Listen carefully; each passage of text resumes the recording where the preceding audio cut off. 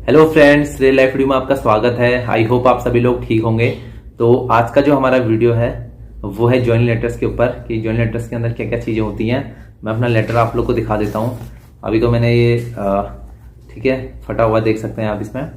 तो क्या क्या चीज़ें इसके अंदर होती हैं और आप लोग के बहुत सारे क्वेश्चंस थे कि ईमेल से आता है, बाई पोस्ट आता है, हमारा एड्रेस गलत है, लेटर मिलेगा या नहीं मिलेगा, पिन अलग ठीक है गलत डाल दिए हैं, क्या होता है पूरी प्रोसेस में आप लोग को बताऊंगा। और मेरे साथ क्या होता है, मेरे लेटर्स मुझे ज्वाइनिंग लेटर क्यों नहीं मिला था इस पर भी मैं आप लोग को बताऊंगा। और कंप्लीट वीडियो रहने वाला, काफ़ी ज़्यादा इन्फॉर्मेटिव रहने वाला है। आप लोग के जो डाउट्स है ना वो सब ऑल ओवर हो जाएंगे इस पर।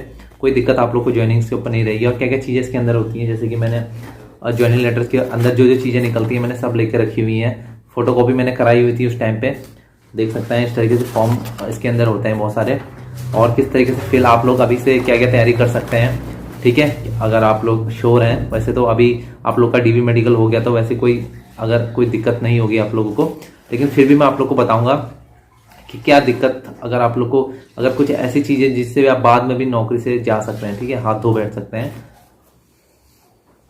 तो सबसे पहले अगर आपके पास ज्वाइनिंग लेटर पहुंचता है, बाई चांस पोस्ट ऑफिस से आपके पास पहुंचता है, तो आप लोग को क्या करना है, जस्ट जिस डेट में भी आप लोग को ज्वाइनिंग लेटर मिलेगा उस डेट पे आप लोग क्या कर लीजिए, फोटो खींच लीजिए। ठीक है, वो आपको साइन करवाएगा आपके डायरी में अपनी।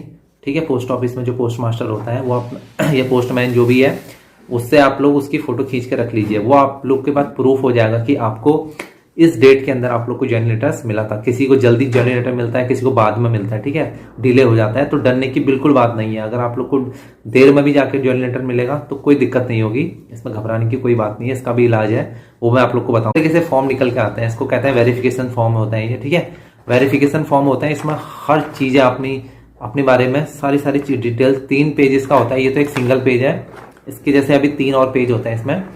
तो इसमें सारी डिटेल्स अपने बारे में लिखनी होती है। और इसमें साफ साफ लिखा है कि अगर आप कोई गलत सूचना देते हैं तो आपको सरकारी नौकरी के लिए अयोग्य करार दिया जा सकता है। तो आप लोग पूछते हैं कि बाद में भी हमें दिक्कत हो सकती है। बिल्कुल, अगर आपने कोई तथ्य छुपाया है अपने बारे में, कोई ऐसी डिटेल जो आपको बतानी चाहिए थी आपने नहीं बताई है, तो आप बाद में भी जॉब से हाथ धो बैठ सकते हैं। ठीक है, तो इसमें सब चीजें लिखी रहती हैं, डिटेल सारा, आप कहाँ रहे थे, क्या रहे थे, ठीक है, अपना नाम, पता, पूरा मकान नंबर, ठीक है, कहाँ पर रहे थे, उसके बाद आप कहाँ कहाँ रहे, जितने बार भी आपने अपना घर चेंज किया, उसमें सारी डिटेल्स आप लोग को इसमें विथ क्या लिखनी पड़ती है, अपने थाने के डिटेल्स के साथ साथ भी लिखनी पड़ती है। मतलब आप कौन से थाने के अंदर आप आते हैं उसका भी उसमें भी लिखना पड़ता है कि नजदीकी थाना आपका कौन सा होता है। और सबसे बड़ी गलती इसमें मैंने ये करी थी, मैं इसमें अपना मोबाइल नंबर देना भूल गया था। ठीक है, इसमें मोबाइल नंबर लिखना जरूरी था। वैसे तो इसमें लिखा नहीं था, लेकिन बाद में बहुत दिक्कत नहीं होती है तो इसमें मोबाइल नंबर लिखना जरूरी होता है। क्योंकि जब आपका वेरिफिकेशन होता है तो जो वेरिफिकेशन करते हैं, जो पुलिस वेरिफिकेशन करती है, तो ईजिली आप तक पहुंच जाती है। तो मैं तो यहाँ जब अपने नए एड्रेस पे आ गया था तो इसमें उन्हें घर ढूंढने में काफ़ी दिक्कत हुई थी। तो मैं आप लोग को हिदायत दूंगा, बाद में क्या करें, इस पर एड्रेस अपना, इसमें फ़ोन नंबर डाल दें एड्रेस के साथ। और इसमें अपने साफ लिखी रहती है, आपने जहाँ भी 1 साल से ज़्यादा आप लोग रहे, ठीक है, उसमें सारी डिटेल्स आप लोग को इसमें लिखनी होती है। और अपनी एजुकेशनल डिटेल्स भी सारी फिल करनी होती है, आपने कहाँ से पढ़ाई करी, ठीक है, कौन सी ईयर में आपने डिग्री ली, ठीक है, सब इसमें डिटेल्स देनी पड़ती है। और अपनी फैमिली डिटेल्स में इसमें सब देना पड़ता है, माता पिता भाई बहन जितने भी आपके फैमिली में आप, ठीक है, आपके मेंबर हैं, उसका सब लिखा रहता है, उनकी एज क्या है, सब इसमें डिटेल्स लिखी रहती है। और आप पे अगर कोई मुकदमा चल रहा है, अगर रनिंग है, तो वो लिखना है आपको, आपका मुकदमा कंप्लीट हो चुका है तो अटेस्टेशन फॉर्म, जो सत्यापन फॉर्म मैं आप लोग को दिखा दूंगा स्क्रीन पे, इस तरीके से आप लोग देख लीजिए। तो सारी डिटेल्स में, या आप पे कभी जुर्माना लगाया हो विधि ने, या ठीक है न्यायालय ने, कोर्ट से, ठीक है, या आपने कभी नकल के इसमें पकड़े गए हो, यानी आप पे किसी तरीके का भी अगर मुकदमा है तो आपको इसमें उसको दिखाना जरूरी है। नहीं तो अगर आप बाद में पकड़े जाते हैं झूठ में तो आपकी नौकरी को अयोग्य करार दिया जा सकता है। तो सही डिटेल्स में आपको फिल करनी है। जिन लोगों पे केस पेंडिंग है, कोई भी केस चल रहा है, वो इस पे अपने डिटेल्स फिल कर दें। ठीक है, वो बाद में ही होगा, ठीक है, कि अगर वो केस फाइनल हो गया, आप ठीक है दोषी नहीं थे या किसी तरीके से कोई भी दिक्कत आपको नहीं थी, वो काम पुलिस का है, पुलिस उसको वेरीफाई करेगी। ठीक है, लेकिन आपको अपनी बारे में सारी डिटेल्स में लिख के देनी है कि आप पे ये केस चल रहा है या रनिंग है या कंप्लीट हो चुका है।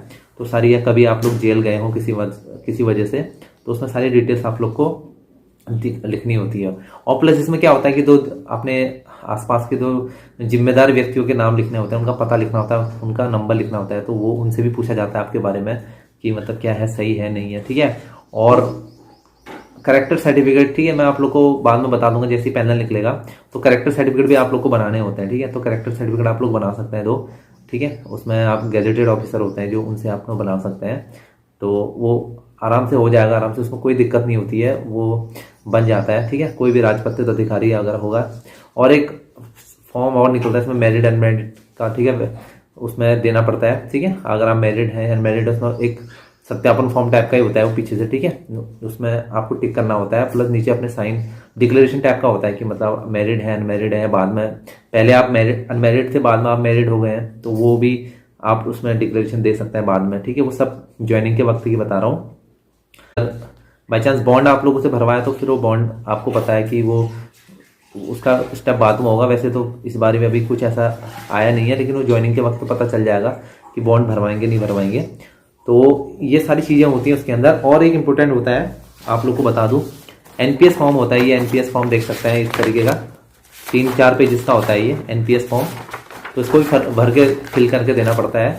ये न्यू पेंशन स्कीम फॉर्म होता है, तो इसकी भी कॉपी आती है, इसकी कॉपी करवा के इसको फिल करना पड़ता है। 3 कॉपी करवानी पड़ती है इसकी, ऐसे ही 3 कॉपी फिल करके फोटो लगा के अपना, ठीक है। और आप लोग अपना बैंक अकाउंट वगैरह खुलवा लें, ठीक है। अगर आप लोग का बैंक अकाउंट नहीं है, कोई भी बैंक अकाउंट, और मैं सजेस्ट करूंगा कि आप एसबीआई अगर नहीं खुला है तो आप एसबीआई खुलवाएं, ठीक है। एसबीआई में अपना अकाउंट खुलवाएं। अगर पहले से खुला हुआ है तो कोई दिक्कत नहीं है, आप एक चेकबुक ले लें, ठीक है, अगर आपके पास है। और पैन कार्ड वगैरह आप लोग बना लें, पैन कार्ड बना लें, अकाउंट खोल लें और चेकबुक ले लें, चेकबुक के लिए अप्लाई कर दें। तो चेकबुक का बेसिकली रोल कुछ नहीं है, कैंसिल चेक मांगता है वहाँ पे, आपकी सारी डिटेल्स उनके पास चली जाती है ज्वाइनिंग के बाद। अगर नहीं भी अगर है तो कोई भी उसमें दिक्कत नहीं है, लेकिन फिर भी आप लोग एक चेकबुक के लिए अप्लाई कर दें, ठीक है। बहुत, तो उसमें ज्वाइनिंग के वक्त आप लोग के काम आएगी। और बाकी फोटो वगैरह होती हैं, 12-13 फोटो उस दिन मंगाता है वो, बहुत सारी फोटोज लग जाती है वहाँ पे। तो बात करेंगे, अगर आप लोग को ज्वाइनिंग लेटर्स बाय चांस नहीं पहुंचता है आपके पते पे, आपने गलत पता आपसे या हो गया आपके बाय चांस किसी वजह से नहीं पहुंचता है, तो आप ऑफिस में जाके भी रिसीविंग ले सकते हैं हाथों हाथ उस लेटर्स की। तो मेरे साथ हुआ था, मेरा ज्वाइनिंग लेटर नहीं पहुंचा था, ठीक है। तो उसके लिए मैंने आरटीआई भी किया था, आरटीआई भी लगाई थी। तो 1 महीने लेट मेरी ज्वाइनिंग हुई है, ठीक है। ऐसा कुछ नहीं है कि आप ज्वाइनिंग जिस दिन ज्वाइनिंग होगी उस दिन आपकी ज्वाइनिंग नहीं हुई तो फिर आपकी ज्वाइनिंग नहीं होगी। तो उसके 1 महीने बाद मेरी ज्वाइनिंग हुई है, तो मुझे किसी टाइप की कोई दिक्कत नहीं आई। मुझे ज्वाइनिंग लेटर ऑफिस से ही मिल गया था, डीआरएम ऑफिस से। तो आपको बाई चांस किसी वजह से नहीं मिलता है तो आप डीआरएम ऑफिस में जाके कांटेक्ट कर सकते हैं, वहाँ पे पर्सनल में जाके, तो वो आपको बता देंगे, ठीक है, कि आपका लेटर, नहीं तो आपको हाथों हाथ वहाँ पे देख देंगे। अगर आप पहले से डॉक्यूमेंट बना के लेके जाएंगे तो आप वहीं पर ज्वाइनिंग ले सकते हैं, ठीक है। आपके पास पहले से डॉक्यूमेंट है।